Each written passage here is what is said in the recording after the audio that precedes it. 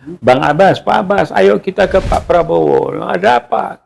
Kita sampaikan ini, kita sudah berlelah-lelah kemudian 10 tahun ini merana, ya merasa ya bahwa Pak Prabowo itu memendam rasa, menundukkan diri ya, di dalam ya untuk memperoleh kesempatan untuk membangun republik ini selama 10 tahun dia mendam. Nah kita lihat dari pidato perdamanya itu, kalau saya mau metik dua saja lah.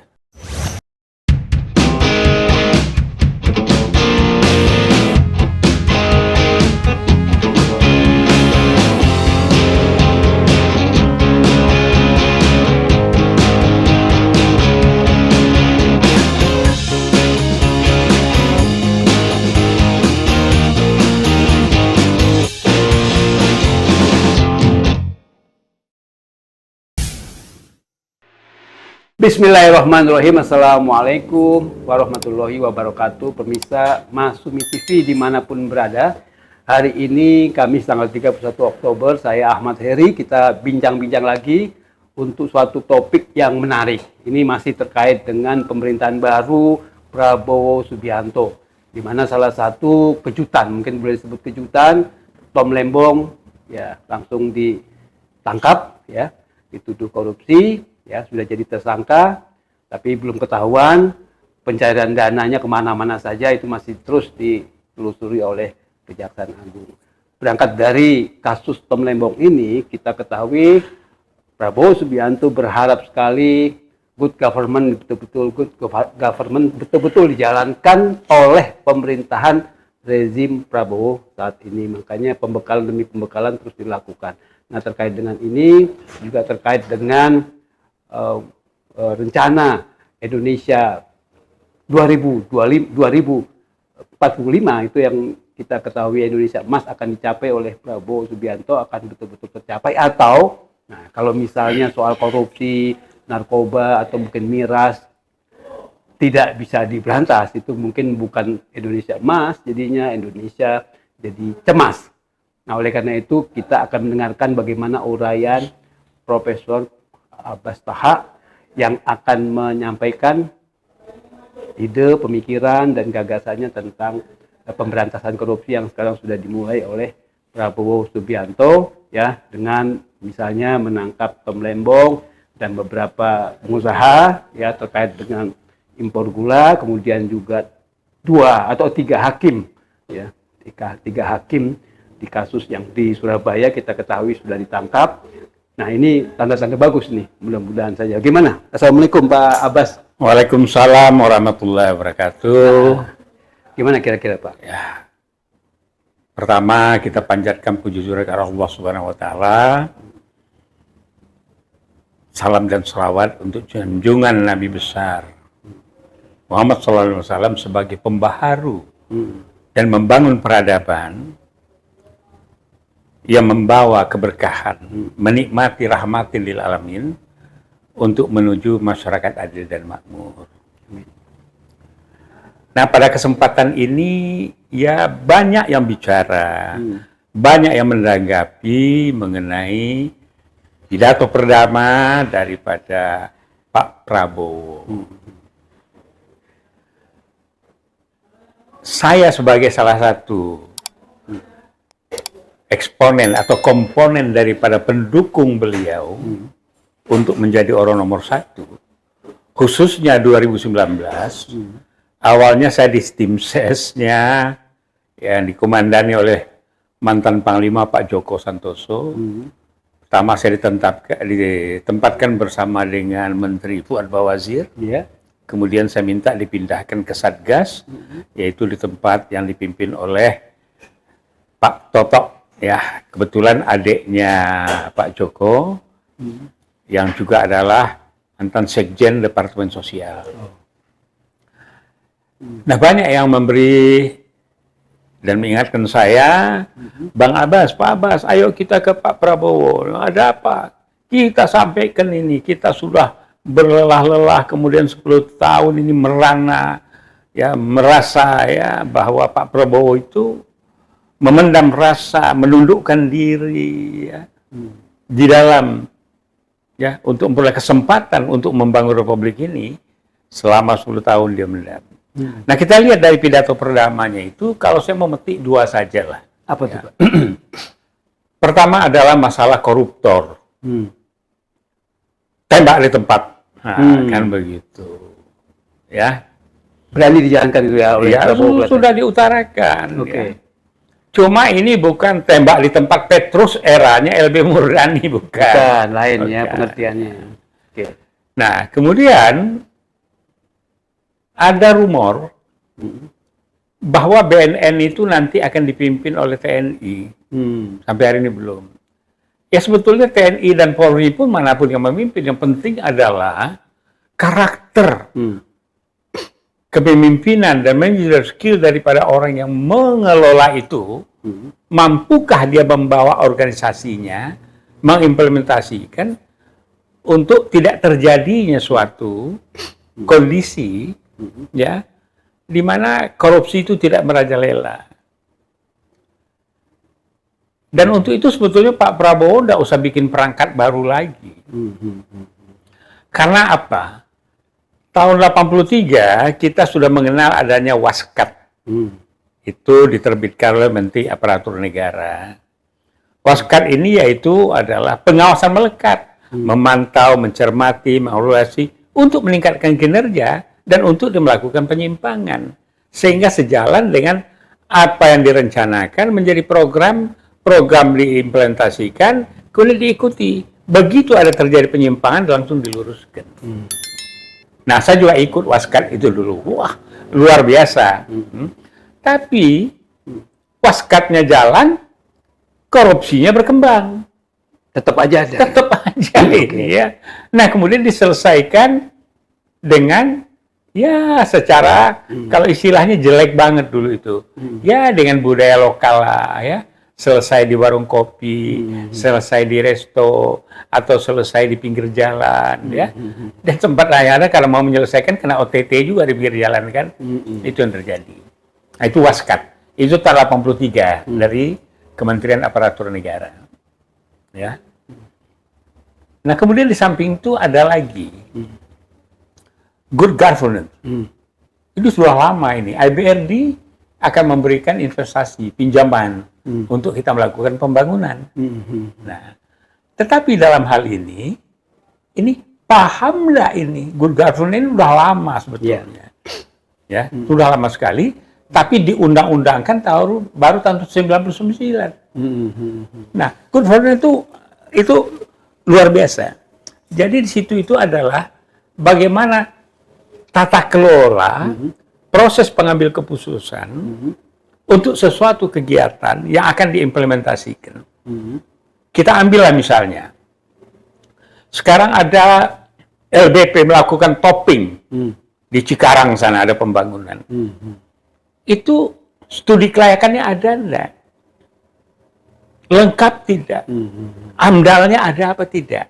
Nah, disitulah good governance tadi, ya dia mengarahkan yang tujuannya adalah adanya lingkungan yang harus transparan, ya, efisien, partisipasi, kemudian juga adanya satu kegiatan pengamanan yang berkelanjutan. Keamanan? Pengamanan yang berkelanjutan. Nah, ini tidak ada itu. Ya. Jadi kita lihat lagi misalnya adalah ciri-ciri itu adalah misalnya cegah. Ya.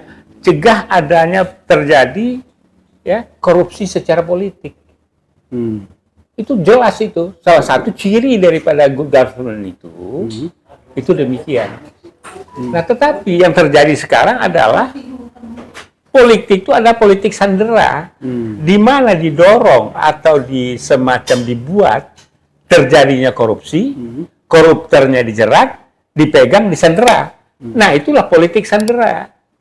Nah, kemarin waktu Pilpres itu ada saya usulkan, yang tersandera itu yang mau bergabung menjadi aliansi atau koalisi tersandera, lawan itu Jokowi.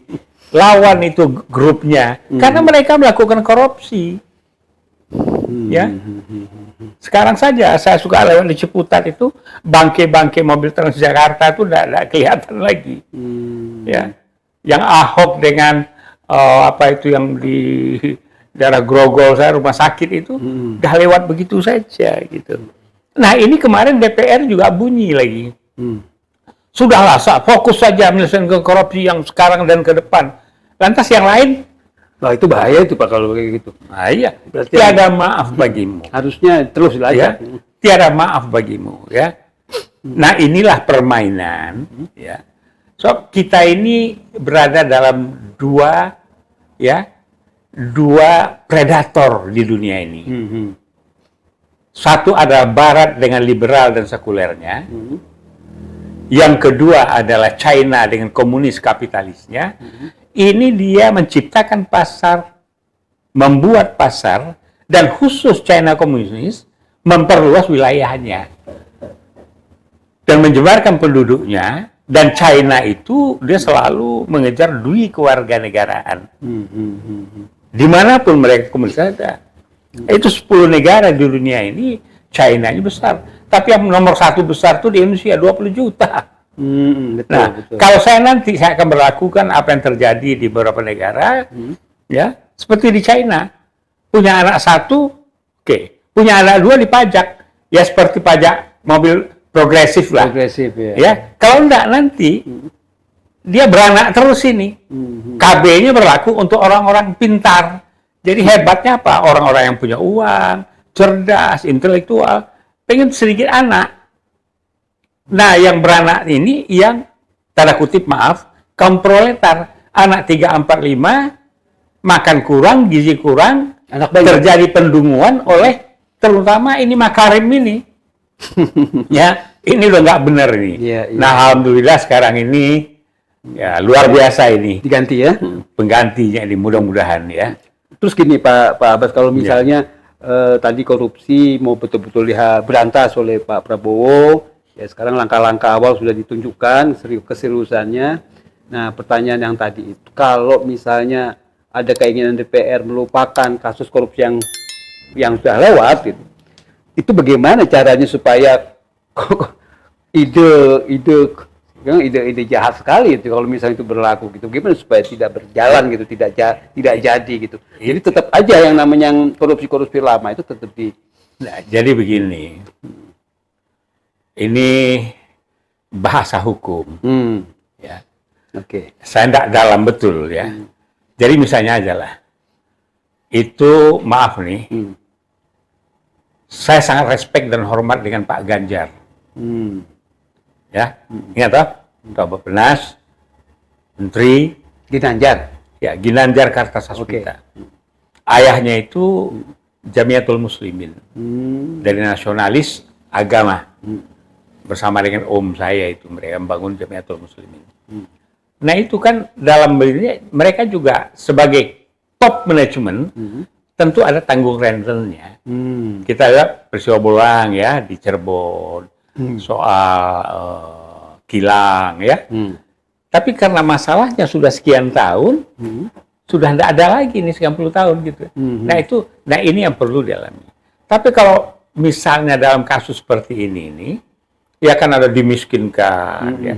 Kalau zaman eranya Gus Dur tuh ada pembuktian terbalik ya. Ya apapun lah. Yang penting adalah goodwill daripada pimpinan puncak. Kemudian arahan yang persis kepada lembaga-lembaga negara, ya, yang demokratis ini. Nah maka ini harus ya berjalan dengan baik dan korupsi bisa diperkecil, yang sudah diambil, kemudian ya katanya dimiskinkan kan begitu. Iya. Ya, nah ini kita lihatlah ke depan, tetapi nggak sederhana. Orang mengomentari sekarang Pak Prabowo itu gemuk banget menterinya. Semua dia kemudian hampir 65% itu orang Jokowi semua. Bagi saya tidak masalah. Karena beliau itu punya hak prerogatif. Gradually, dia akan membersihkan nanti. Kalau niatnya ini sama dengan pidato perdananya. Oke? Tentu nanti yang tidak baik diganti. Nah sekarang di dalam organisasi ini, kita lihat ada wamen-wamen. Wamen itu malah berdekatan dengan tupoksi daripada dirjen-dirjen ini, ya nanti kan bisa dirampingkan, dilakukan downsizing. Itu biasa saja, ya. Tapi sekarang untuk bisa terlaksana pelantikan kemarin, akomodir sajalah, termasuk Pak Zulhas yang nitipkan anaknya waktu jadi Mamen. Ya. Nah, kenapa saya sebutkan beliau? Saya berharap beliau sebagai yang mewakili ya partai yang didukung oleh berbasis umat, itu bisa menjalankan dengan baik. Nyatanya sekarang masuk dalam daftar ya sama dengan Tom Lembong, Enggar dan lainnya, dan beliau sendiri itu masa impor gula. Iya. Oke Pak, kalau misalnya apa namanya, kita pertanyaan terakhir ini, kalau ini pertaruhan, kalau misalnya apa yang diinginkan dicanangkan oleh Prabowo Subianto, memberantas korupsi, kemudian narkoba, miras dan semuanya itu betul-betul dilakukan dan berhasil, itu bagus. Artinya itu yang kita harapkan kan gitu. Kalau misalnya gagal, berarti Bu Fafa nih nanti yang betul-betul berperan. Gimana tuh? Jadi begini, saya masih yakin ini akan berjalan baik. Ya. Yang kedua, internasional juga melihat gerakan intelektual kaum menengah sudah bangkit sekarang. Ciri-cirinya biasanya dalam pendekatan politik, kalau menengah sudah bangkit, ini akan terjadi perubahan. Nah, kemudian untuk itu, ya, tentunya tidaklah ya seseorang yang punya harga diri tinggi sebagai orang yang dibentuk di kawah Chandramukha di Gunung Tidar. Nah, ini tentunya dia akan berbuat ini. Jadi saya yakin sekali sementara ini menjelang 100 hari pertama ini kita lihat, ya, ini Fufu Fafa akan menjadi caretaker presiden saat Prabowo keluar negeri kan. Betul. Kemudian kemarin sudah melakukan lompatan, hari kedua setelah pelantikan langsung ketemu dengan wakil presiden China Korea dan sebagainya. Biarlah, ya enggak. Tapi tentu orang-orang sekeliling Pak Prabowo maupun yang di luar pemerintahan yang mendukung Prabowo, mereka bergerak terus. Nah, sekarang soal bagaimana memazulkan Fufu Fafa ini, sebetulnya datanya sudah lengkap. Cuma bisakah lembaga negara ini berfungsi dengan baik? Nah, lembaga yang berfungsi itu mana? Kepolisian, yang sekarang tanda kutip orang kata wearing coklat. Ini kan kebetulan warna bajunya coklat, tapi sekarang yang pakai satpam. Iya. Nah, jadi kemudian yang kedua adalah adanya KPK. Nah, tentu lembaga-lembaga negara ini di dalam teori pemerintahan, kalau kita sungguh ya orang yang tidak suka dengan Ikhwanul Muslimin, Hasan Al-Banna ya, itu jelas itu bersih. Penyelenggara negara itu harus bersih, harus begini ya. Tinggal itu dijalankan, jangan diambil yang ekstrimnya gitu. Jadi gerakan memasukkan Fufu Fafa ini sedang bergerak berjalan terus. Itu pertama. Yang kedua, yang sudah disampaikan kepada pengadilan atau lembaga hukum, yaitu Ubaidillah Badrun menyampaikan, Rosario banyak itu sudah menyampaikan. Kita ikuti saja itu dan kita dorong untuk bisa direalisasikan. Nah, jadi sekali lagi masalah korupsi tadi, ya sekarang unsur pentingnya adalah voice of ya postingan. Jadi pendapat masyarakat tuh harus ditampung. Itu good government tuh. Harus diikuti dan dicermati. Nah, inilah tupoksinya mestinya ya staf kepresidenan itu ya bergerak seminggu Pak, menampung kemudian mengolah, memberikan masukan kepada presiden atau kepada kabinet kan begitu. Nah, kemudian no violence. Bahwa setiap keputusan dari suatu kebijakan jangan menciderai dan jangan merugikan masyarakat. Seperti PIK 2 itu sudah parah itu. Balerang ya, yang di Batam ya, itu juga sudah mencederai ya apa yang menjadi unsur penting di dalam good governance itu tadi. Kemudian kualitas regulasi. Apa kualitas itu? Kalau kita membangun IKN, tentu ada kajian studi akademiknya. Kan begitu, ya ada studi banyak hal itu ya, kecuali ada untuk kepentingan yang lebih tinggi kan begitu. Nah sekarang ini adalah harus adanya rule of law yang berjalan. Yang jelas jadi, ya Bu ya. ada tadi Waskat, jadi ada pidato Pak Prabowo, diambil poinnya korupsi dan narkoba. Sekarang kita dalami masalah korupsi. Korupsi ada Waskat, korupsi ada good governance, good governance ada cirinya, ada ini, ada, dan ada undang-undangnya. Waskat ditetapkan mempan. Jadi ini perangkatnya sudah ada ini.